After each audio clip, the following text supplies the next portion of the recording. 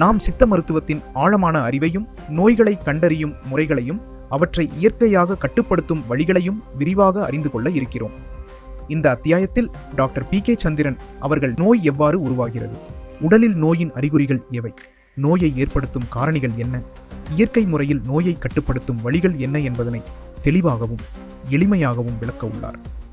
நம் உடல் இயற்கையாகவே பல்வேறு நோய்களை எதிர்கொள்வதற்கும் சமாளிப்பதற்கும் தனித்துவமான அமைப்பை கொண்டுள்ளது. ஆனால் வாழ்க்கை முறை மாற்றங்கள், உணவு பழக்கங்கள், மன அழுத்தம், சுற்றுச்சூழல் மாசு போன்ற காரணிகள் உடலில் சமநிலையை பாதித்து நோய்களை உருவாக்குகின்றன.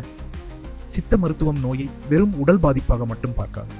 உடல், மனம், ஆன்மா ஆகிய மூன்றின் சமநிலையை முக்கியமாக கருதுகிறது. நோயின் மூல காரணிகளை கண்டறிந்து உடலை இயற்கை நிலைக்கு கொண்டு வரும் முறைகளை முன்வைக்கிறது. சித்த மருத்துவத்தில் நோயை கண்டறியும் போது நாடி பரிசோதனை, நோயின் அறிகுறிகள், உணவு பழக்கங்கள், வாழ்க்கை முறை, 3 தூய்மைகள், வாதம், பித்தம், கபம் ஆகியவை முக்கிய பங்கு வகிக்கின்றன. உடலில் இந்த தூய்மைகள் சமநிலையில் இல்லாத போது நோய் உருவாகும். நோயை கண்டறியும் போது உடலில் ஏற்படும் மாற்றங்கள், வலி, வீக்கம், சோர்வு, பசிப்பற்றது போன்ற அறிகுறிகள் கவனிக்கப்படுகின்றன. நோயாளியின் தினசரி பழக்கங்களை ஆராய்வதும் நோயின் காரணிகளை அறிய உதவுகிறது. சித்த மருத்துவம் நோயை கட்டுப்படுத்த இயற்கை வழிகளை வலியுறுத்துகிறது. மூலிகை மருந்துகள் உடலின் இயற்கை சக்தியை தூண்டும் வகையில் தயாரிக்கப்படுகின்றன. நோயின் தன்மைக்கு ஏற்ப உணவு கட்டுப்பாடு, யோகா மற்றும் தியானம், மன அழுத்தம் குறைக்கும் வழிகள், தூக்க நேரம், உடற்பயிற்சி, மன அமைதி ஆகியவை பரிந்துரைக்கப்படுகின்றன. இந்த அத்தியாயத்தில் நோயை எளிதில் கண்டறியும் சித்த ரகசியங்கள், நோயின் காரணிகளை அறிந்து அதற்கான இயற்கை தீர்வுகள், தினசரி வாழ்க்கையில் குறிக்கூடிய சித்த மருத்துவ வழிகள் உங்கள் உடலின் ஆரோக்கியத்திற்கான புதிய வாசலை திறக்க நம்முடன் தொடருங்கள். உடல், மனம், ஆன்மா மூன்றும் சமநிலையுடன் வாழ சித்த அறிவை அனுபவிக்க தயாராகுங்கள்.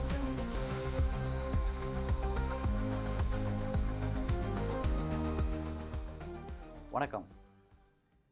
இன்னைக்கு ரொம்ப முக்கியமான டாபிக் உங்கள்கிட்ட நான் பகிர்ந்துக்க போகிறேன். அதாவது நோயை எப்படி கண்டுபிடிப்பது. சரி, ஒரு மனிதன் நோய் தாக்கும் பொழுது ரொம்ப தாக்குதலோட கண்டிப்பாக எப்படி அந்த மாற்றம் எப்படி பார்க்குறது எடுத்துக்கிட்டிங்கன்னா ரொம்ப சிம்பிள்ங்க. நகத்தில் நோய்களை கண்டுபிடிப்பாங்க. நகம். 2வது இடத்துல உங்களோட முட்டி. சரிங்களா? சரி, இந்த முட்டியில் கண்டுபிடிப்பாங்க, நகத்தில் கண்டுபிடிப்பாங்க, கண்ணில் கண்டுபிடிப்பாங்க. கண்ணில் எப்படி கண்டுபிடிப்பான்னு எடுத்துக்கிட்டிங்கன்னா, இந்த லைட் ஒன்று இருக்கும் பாருங்கள். நீங்கள் உங்கள் கண்ணாடியில் போய்ட்டு லைட் இப்படி சைடில் அடிச்சுட்டு உங்கள் கண்ணாடியில் பாருங்கள், ஒரு ரிங் ஒன்று தெரியும். அந்த ரிங் எடுத்துக்கிட்டிங்கன்னா வந்துட்டு பர்பிள், அதாவது கிரே கலரில் அந்த ரிங் தெரியும். ஒரு சிலருக்கு வந்து ரொம்ப மெலிசாக இருக்கும், ஒரு சிலருக்கு வந்து அந்த ரிங் கொஞ்சம் தடுப்பாக இருக்குன்னு வச்சுங்க. இதெல்லாம் நோயோட தன்மை காட்டுது. 3வது கேட்டால் நோய் வாய். இந்த நோய் வாயின்றது வந்து என்ன எடுத்துக்கிட்டிங்கன்னா பாருங்கள், நோய் பட்ட எதுக்கு வாய் அங்கே வருது? அப்போ இந்த வாய்க்குள்ளே என்ன இருக்குது? நாக்கு. இந்த நாக்கு தாங்க நம்மளை சீக்கிரம் இந்த பூமியில் வாழ வைக்கிறோம், சீக்கிரம் கொண்டு போய் இந்த நாக்கு தாங்க. இந்த நாவால் தான் நிறையா பேசுகிறோம், இந்த நாவால் தான் கண்ட மருந்துகளை சாப்பிட்றோம், இந்த நாவால் தான் என்ன பண்ணுறோம், கண்டதான சாப்பிட்டு உள்ளுக்கு நோய். உள்ளுக்குள்ளே ஓகன் அம்புட்டு பையனும் வந்து ரொம்ப ஒரு புனிதமான ஒரு ஓகன். இந்த நாக்கு இருக்குது பார்த்தீங்களா?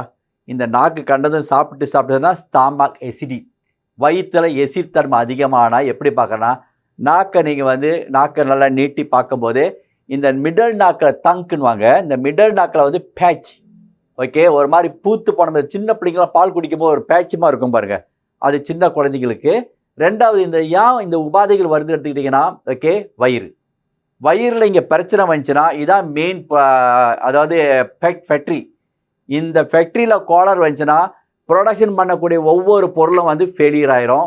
ஓகே, அது வந்து கண்டிப்பாக வந்து பிரச்சனைக்கு ஆளாவாங்க. ஓகே, ரொம்ப சிம்பிள். இந்த நகத்தை பற்றி நான் சொன்னேன். இந்த நகம் எடுத்துட்டிங்கன்னா நகம் கருக்கக்கூடாது, நகம் நல்லா பிங்கேச்சு அழகாக நல்லா இருக்கணும்.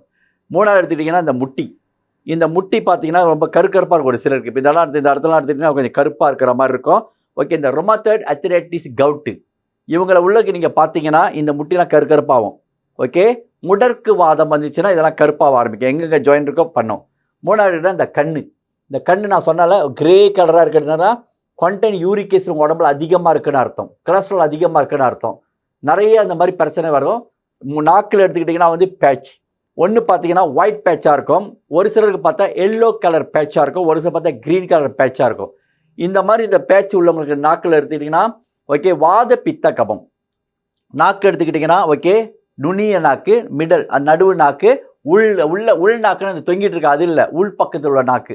ஓகே, அப்படி பார்த்தீங்கன்னா ஸோ இந்த உள்நாக்கில் வந்து இந்த மின்னுக்கு இருக்கும், மிடலில் இருக்கும் இருக்குது. அதிகபட்சம் வந்து மிடல் பேட்சில் வந்து பேட்சி மாதிரி இருந்துச்சுன்னு வச்சுக்கோங்களேன். நான் பேசி முடிஞ்சோடனே என்னோடய வீடியோ பார்த்த பிற்பாடு நேராக கண்ணாடிக்கு போங்க. ஓகே, இப்படி செய்யுங்க, பாருங்கள், நிறைய மாற்றம் நீங்களே பார்த்துருவீங்க. அப்போனா இங்கே கோளாறு எக்கச்சக்கமாக அஜீரணம், மலச்சிக்கல் இது இருந்துச்சுன்னா நாக்கில் பார்த்துடலாம். அப்புறம் இந்த மாதிரி ஒரு சின்ன தோசை எடுங்க. ஓகே, கண்ணாடியில் போயிட்டு இப்படி நின்று உங்கள் கண்ணை நீங்கள் கண்ணில் பாருங்கள். ஓகே, அப்படியே ஒரு ரிங் மாதிரி ஒன்று தெரியும். பார்த்துச்சுன்னா ஓகே, அது வந்து கிரே கலரில் ஒரு ரிங் மாதிரி இருக்கா, இதெல்லாம் வந்து ரொமாட்டாய்டு ஆர்த்ரைட்டிஸ், கவுட்டு, வயிற்றில் இருக்கிற சில உபாதைகள், இன்னொன்று வந்து மலச்சிக்கல் பிரச்சனை, லிவர் ப்ராப்ளம் எல்லாமே ஒன்று ஒன்றா பார்த்து கண்டுபிடிச்சிடலாம். சரிங்களா?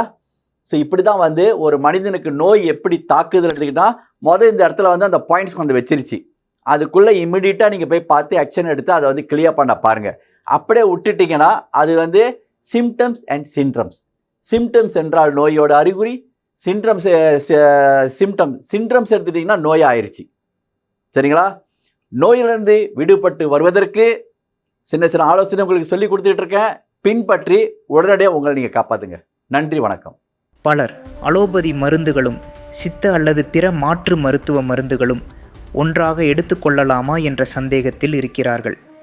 இந்த கேள்விக்கு தெளிவான பதிலை டாக்டர் PK சந்திரன் அவர்கள் அடுத்த அத்தியாயத்தில் வழங்க உள்ளார். அலோபதி மற்றும் சித்த மருந்துகளை ஒன்றாக எடுத்துக்கொள்ளும் போது கவனிக்க வேண்டிய பாதுகாப்பு மற்றும் உண்மையான மருத்துவ அறிவுரை குறித்து விரிவாக விளக்கப்பட உள்ளது. உங்கள் சந்தேகங்களுக்கு தீர்வு பெற அடுத்த அத்தியாயத்தை தவறவிடாதீர்கள். மீண்டும் சந்திப்போம். உங்கள் ஆரோக்கியம் உங்கள் உரிமை.